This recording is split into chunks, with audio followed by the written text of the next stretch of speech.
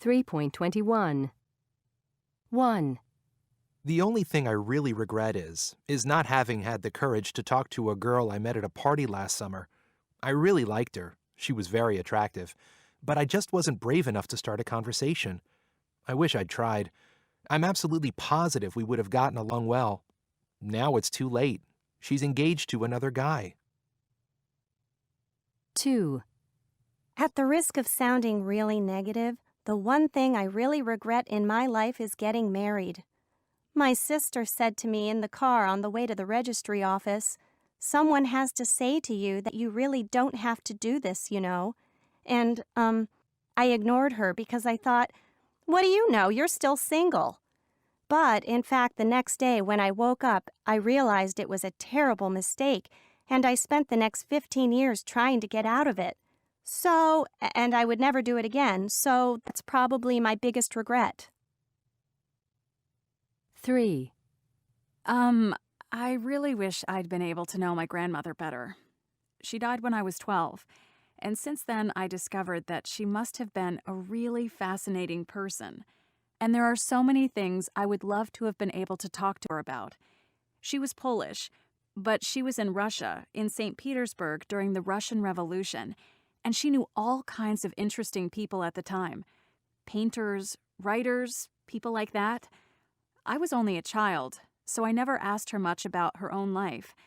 Now I'm discovering all about her through reading her old letters and papers. But I wish she'd lived longer so that I could have talked to her about those times face to face. 4. When I was 15, I had a weekend job, in a supermarket, stocking shelves and that kind of thing. My friend also worked there, and he persuaded me one day to help him steal a carton of cigarettes, 200 cigarettes from the stockroom. It was a crazy idea and totally out of character for me to do something like that. I'd always been very honest until then. Anyway, the store manager found where we'd hidden the cigarettes, and he called the police. So when we came to work that evening, the police were waiting for us. Although we got off with just a warning, we were only kids, the police came to my house and talked to my mom. I felt so awful. But in the long run, it was probably a good thing, because it meant that I never, ever thought about stealing something again. 5.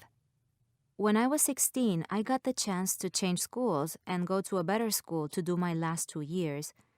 My parents were really eager for me to change schools because they thought I'd probably get better scores on the college aptitude test and have a better chance of going to college. But I was totally against the idea because I didn't want to leave all my friends behind, and I didn't know anyone at the other school. So in the end, I managed to convince them and I stayed at my old school. I did okay on the test, but not super well. Now I regret not listening to my parents because I think it would have been better for my future career. But at the time, I just couldn't see it.